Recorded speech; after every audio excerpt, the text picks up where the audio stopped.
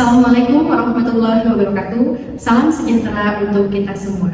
Saya Gilang Ayuni Tias, SPT MSI. Hari ini akan memaparkan terkait perkuliahan yang saya ambil. Sebelumnya, saya adalah salah satu dosen dari program studi teknologi dan manajemen ternak Sekolah Vokasi IPB yang akan mengajar pada mata kuliah budidaya unggas pedaging. Mata kuliah ini memiliki kode TNK 1203 dengan bobot SKS adalah 1. Mata kuliah ini akan mempelajari atau mengajarkan mahasiswa mengenai manajemen budidaya unggas pedaging, meliputi unggas yaitu ayam ras, ayam lokal, dan juga itik.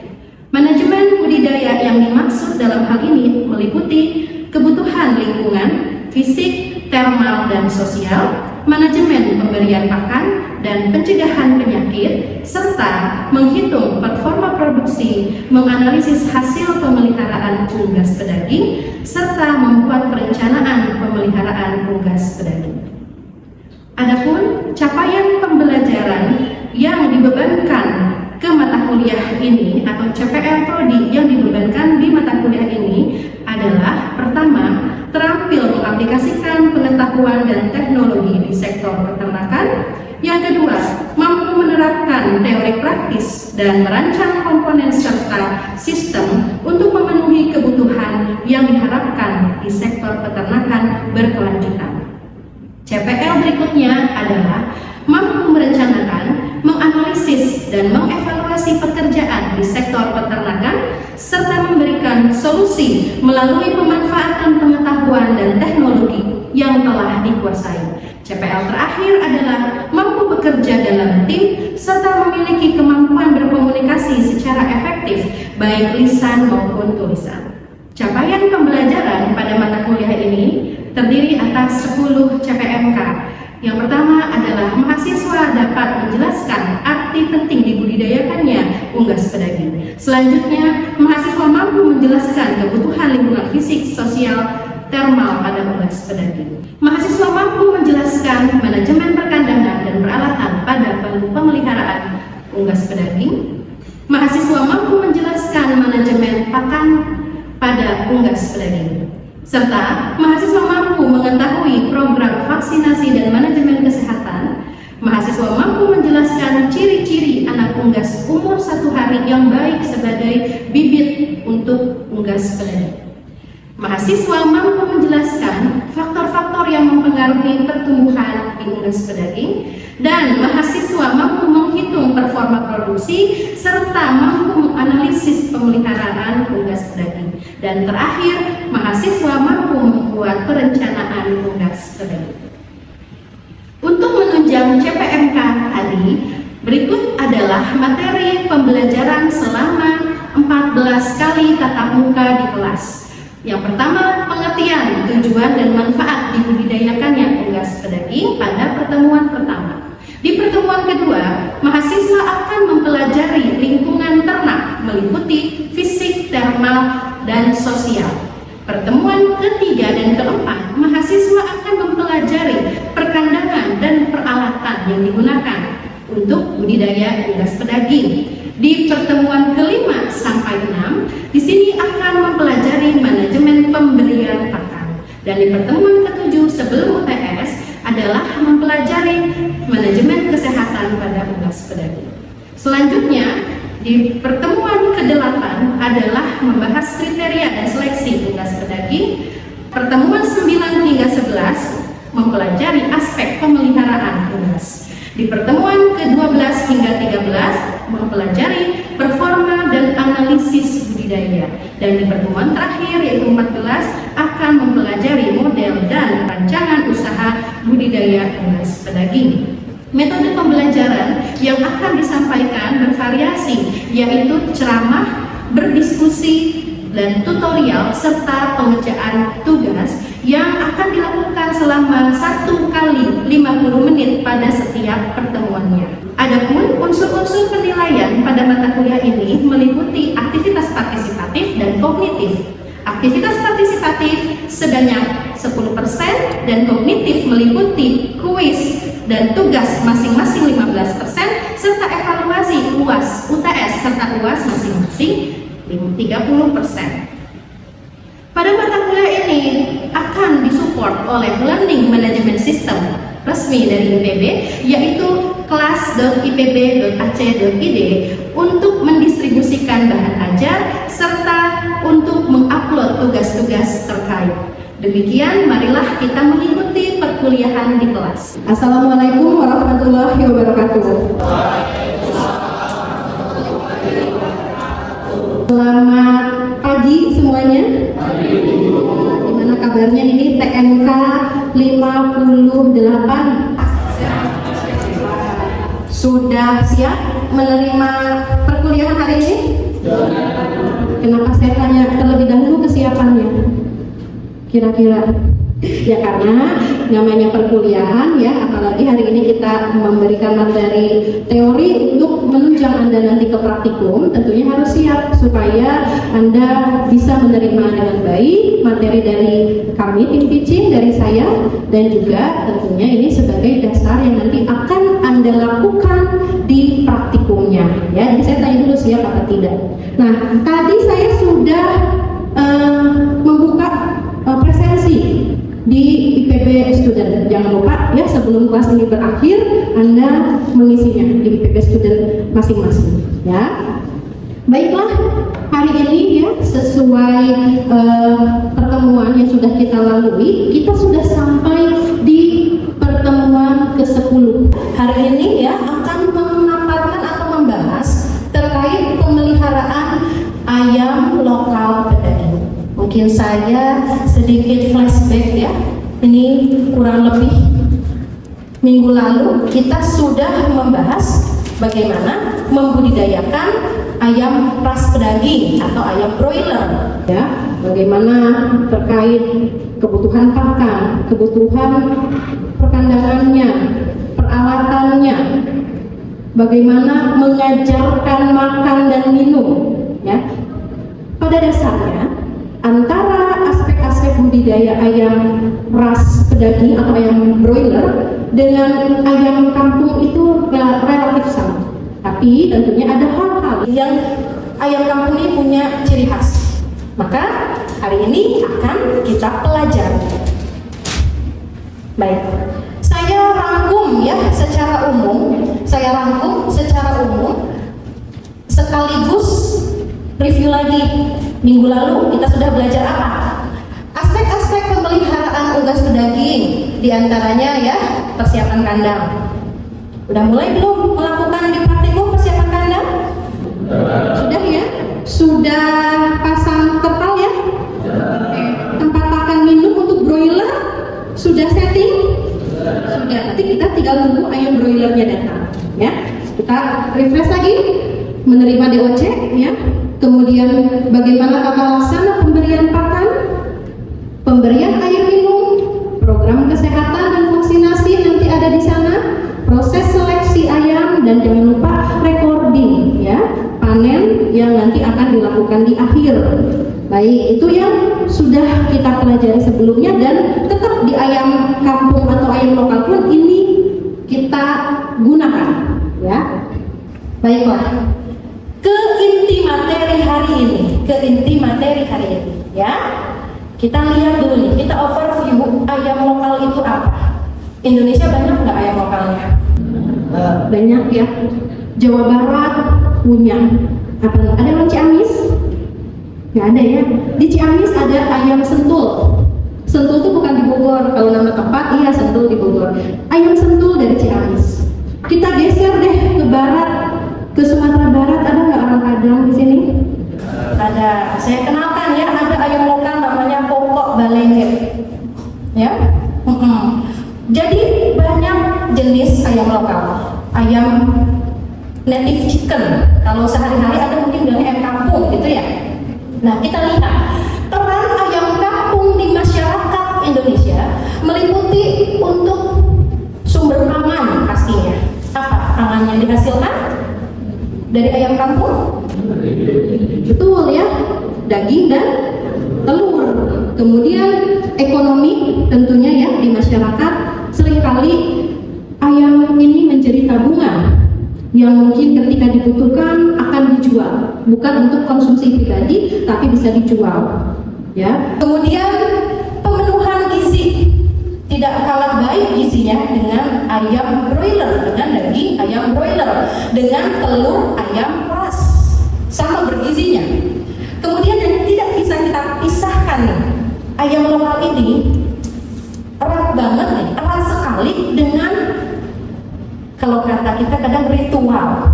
Pernah tahu nggak ayam lokal yang dipakai ritual apa? Betul, ayam cemani ya. Terus budaya, misal dulu saya nikah itu harus rebut-rebutan bakal kap. Bakal kap yang digunakannya dari ayam kampung. Maka keberadaan ayam lokal itu erat sekali dengan sosial budaya. Maka ini adalah peran ayam lokal di masyarakat. Tentunya kita di peternakan akan banyak berbicara di pemenuhan pangan dan gizi untuk masyarakat. Oleh sebab itu kita lihat lagi nih, ternyata populasinya itu mengalami peningkatan dari tahun sebelumnya ya. Kalau kita lihat data statistik dari 2019 sampai terakhir ya, buku versi terbarunya itu mendata di 2023 terjadi peningkatan sebesar 47,88%. Walaupun di statistik itu memang tidak spesifik apakah pedaging, apakah petelur. Ya, bagaimana dengan minat masyarakat untuk mengkonsumsi? Nah, ini relatif statis. Jadi tingkat konsumsinya relatif statis, tidak sebesar peningkatan di populasi. Baik ya. Sebelum saya pindah slide, apakah ada pertanyaan terkait overview ayam kampung? Silakan, Mas Muga Pande. Baik, terima kasih atas kesempatan dan waktunya, Ibu. Saya ingin bertanya, apakah untuk ayam lokal sudah sama seperti ayam ras, baik itu ke arah ayam pedaging maupun petelur? Oke, baik ya. Terima kasih pertanyaannya. Betul ya, kalau pekan lalu kita bicara di ayam ras itu kan sudah ini tipe pedaging, ada Cobb, ada Ross misalnya ya, ada Haber, ada Lohmann meat. Tipe petelur, Isa, Highset ya, dan lain sebagainya. Bagaimana di ayam lokal kita? Sudah adakah yang ke arah khusus menghasilkan daging, artinya memiliki pertumbuhan yang cepat gitu ya, atau ke arah petelur yang produksi telurnya excellent misalnya ya. Nah, bagaimana? Ternyata posisi kita ya, current conditionnya, ayam lokal kita masih bersifat dwiguna. Jadi secara sifat produktivitas belum ya, belum, saya bilang bukan berarti tidak akan, tapi belum mengarah ke khusus pedaging yang artinya mumpuni pertumbuhannya dan petelur yang mumpuni produksi telurnya, tapi belum. Namun nanti di slide berikutnya Mas Muga akan saya bahas juga upaya-upaya seleksi yang dilakukan. Cukup? Saya teruskan dulu. Nah ini ya, jenis-jenis peruntukan. Ada ayam lokal yang ke arah pesuara ya, singing bird, yang terkenal apa? Belum ya. Kalau di Sulawesi punya ayam ketawa ya. Di Sumbar ada popok balengge ya. Kemudian untuk tradisional seremoni tadi, kita tahu sekali cemani hitam ya. Kemudian ada untuk fancy ayam kate misalnya. Kemudian untuk yang kita di ranah peternakan production meat and egg ya, yang cukup banyak dipakai, ada kampung, ada sentul, kalau petelurnya ada Arab ya, kemudian ada gaok ya yang dari daerah Madura.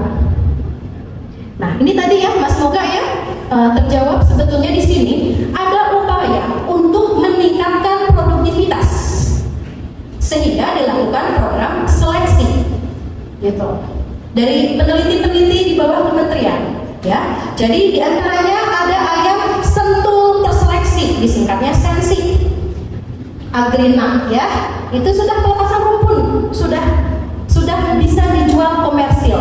Lalu ada gaoksi, gaok terseleksi, nah ini juga sudah dilepas rumpunnya. Ada KUB, ayam kampung unggul Balit Bangtan, Dan yang terakhir, ini adalah inovatornya dari IPB, Prof. Cece ya. Ini produk IPB, ayam IPB D1.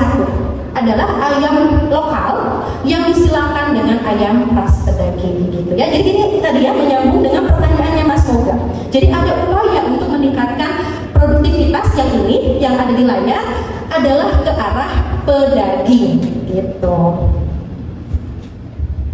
Kita kembali bagaimana cara membudidayakannya ya. Pertama, kita perhatikan bahwa secara manajemen ya, prinsip di budidaya ayam lokal itu sama sebetulnya di ayam broiler juga demikian, yaitu all in all out ya. Apa artinya all in all out ya? Semua masuk semua keluar gitu ya. Ada dua makna. Pertama, satu umur dalam satu peternakan, atau makna yang kedua adalah berbagai umur bisa, multi stage bisa, tapi di satu bangunan kandang harus satu umur, harus seumur. Ya, jadi bisa satu peternakan hanya satu umur atau bisa berbagai umur, tapi di satu bangunan kandang tetap harus satu tingkat umur. Oke? Kira-kira mengapa demikian prinsipnya? Oke, silakan Mbak Husna. Karena juga apabila umur itu ada peluang menularkan penyakit dari ayam tua ke ayam muda. Oke, baik. Kalau beda-beda umur, ya, ada ayam yang umurnya 4 minggu, ada ayam yang umurnya 5 minggu, ada ayam yang baru netes. Maka ayam yang lebih tua, kalau dia sakit, ayam muda itu mudah sekali terjangkit juga. Oke, bagus ya. Berikutnya, kira-kira apa lagi alasannya? Alasan berikutnya ada berkaitan dengan manajemen pemeliharaan. Ya, silakan Mbak Aini. Misalkan kalau pada setiap periode pemeliharaan berbeda, jadi pakannya berbeda, terus misal starter, blower, gagal kan tidak bisa dapat konsumsi pakan, jadi pakannya berbeda dan kebutuhan nutrisinya berbeda. Betul. Dari sisi manajemen pakan nih, kata Mbak Aini, ayam setiap periode itu kan kebutuhan nutriennya beda. Jadi bayangkan kalau dalam satu kandang beda-beda umur, peternak tidak efektif mengerjakan program pakan dan tidak bisa dipaksakan ayam muda makan pakan ayam grower, tidak akan optimal pertumbuhannya. Begitupun sebaliknya, ayam tua dikasih makan ayam starter, maka tidak efisien secara ekonomis. Ya, baik. Kita lanjutkan. Terima kasih atas responnya ya dari kelas. Nah, ini adalah contoh bagaimana ayam yang dalam satu umur ya dibudidayakan. Ini di kandang terbuka ya. Ini ayamnya kita pakai ayam yang IPBD 1. Ini satu umur dibudidayakan di satu kandang. Nah, ini juga sama ya. Jadi harus homogen, homogen ya umurnya. Nah, baik. Selanjutnya kita lanjut lagi setelah menentukan nih hari budidayanya. Maka kan kita akan kedatangan DOC ya. Kita akan menerima anak ayam umur sehari. Maka apa saja yang harus Anda perhatikan? Ayam kampung atau ayam lokal kita bisa mengacu ke SNI. Di SNI nanti akan mengatur persyaratan secara bobot atau kuantitatif dan persyaratan secara kualitatif. Ya, ketika Anda tidak mengindahkan ini, maka bisa jadi bibit yang Anda terima bukan yang berkualitas, bukan yang seharusnya dipersyaratkan. Maka tahap ini menjadi sangat penting. Ya, ada secara kuantitatif bobotnya minimum di 26 gram menurut SNI. Kemudian contohnya ini di KUB Narayana ya, saya ambilnya bahwa KUB Narayana itu kakinya berwarna hitam ya, atau hitam keabu-abuan, hitam bercak kuning ya. Warna bulu bisa bervariasi tapi cenderung kehitaman sampai coklat dan kekuningan. Paruhnya berwarna hitam, bulu harus kering, tandanya memang dia sudah sempurna proses menetasnya. Paruh dan mata normal. Nah, Nah, ini biasanya indikator sehat tuh dari mata, ya. Kemudian tidak dehidrasi tentunya, tidak cacat. Ini penting ya. Pusar, tertutup, kering, dan dubur kering. Saya sedikit lanjutkan lagi, maju lagi ya. Tadi sudah DOC-nya sudah kita terima, sudah layak, anggaplah semuanya layak kita terima. Maka kita tentunya harus memastikan juga hal lainnya, bagaimana aspek perkandangan. Ya, bagian perkandangan kita sudah menjelaskannya di pertemuan ketiga. Jadi saya sedikit lewat ya. Yang jelas ayamnya pasti sudah siap sebelum ayamnya apa? Ayamnya chicken, betul, kandangnya dulu harus ready Bu, baru ayam bisa masuk ya. Kemudian ini hari pertama ayam kita terima ya. Ayam datang nih, kita terima. Ini adalah observasi wajib. Gambar ini mengilustrasikan kondisi ayam di dalam cikgar, ya, di dalam lingkar pembatas yang di tengahnya ada heater atau pemanas. Oke. Gambar yang paling kiri dikatakan terlalu dingin. Bisakah ada yang memaknai kenapa itu terlalu dingin? Kenapa gambar itu menyimpulkan ayam terlalu dingin? Maka ada yang mau menjawab? Ya. Di satu tempat di bawah deterjen tersebut. Oke. Karena merasa jadi dia betul banget. Baik. Good ya Mbak Widya. Betul yang tadi Mbak Widya sampaikan. Kenapa gambar paling kiri atas menyimpulkan terlalu dingin? Karena ayam mengelompok mengumpul di titik yang sama, yaitu dekat dengan sumber panas. Berarti ayamnya kesimpulannya kan kalau kita dingin juga kita akan mencari yang hangat ya.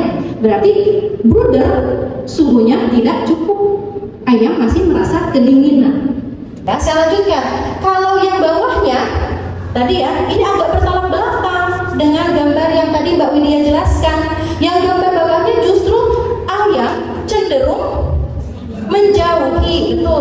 menjauhi sumber panas ke arah tepian.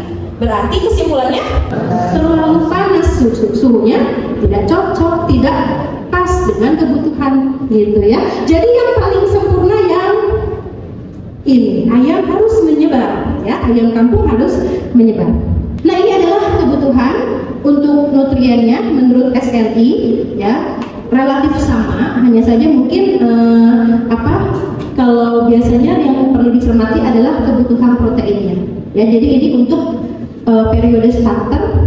Nah, pakan yang biasa digunakan itu bisa pakan yang dari pabrikan ya, komersil dari feed mill, atau pada umumnya peternak juga melakukan mixing sendiri. Kalau mixing sendiri kan harus punya bahan pakan. Bahan pakannya pada prinsipnya tadi, bahan pakan bervariasi sesuai kebutuhan nutriennya. Sumber energi pilihlah jagung misalnya, sumber protein, sumber mineral ya, sumber asam amino, perlukah premix, perlukah vitamin. Prinsipnya adalah nutrien tercukupi dan bahan-bahan pakan yang digunakan tidak mengandung anti nutrisi yang berlebihan, tidak mengandung racun, dan tentunya harus tersedia dan berkelanjutan, dan yang paling penting tidak bersaing dengan manusia. Ya, ini kami contohkan, kami menggunakan sumber proteinnya yang dari serangga. Kami menggunakan maggot tepung, maggot DSF. Ini mereplace tepung daging dan mereplace tepung ikan. Nah, ini ya produknya yang sudah kita kaji di penelitian 2 tahun lalu ya. Kami beri nama pakannya ini magnesia. Nah, ini kalau pakan yang kami formulasikan ini mungkin untuk studi kasus saja. Nanti Anda bisa bandingkan dengan yang komersil dari pabrik. Nah, ini hasilnya seperti ini ya. Kandungan proteinnya cukup tinggi di 22%. Baik. Ini sebagai acuan ya, bagaimana performanya. Jadi performa memang kalau kita bandingkan dengan performa ayam broiler tidak se-excellent itu ya pertumbuhannya. Ini kami mengambil contoh ya, adalah ayam kampung asli dan KUB. Nanti di praktikum ini kita akan kerjakan ya. Saya rasa materi kuliah sudah cukup ya. Tadi kita juga sudah mulai ada interaksi. Terima kasih atas pertanyaan yang diberikan. Juga tadi ya, begitu saya bertanya juga Anda sudah memberikan feedback. Oke.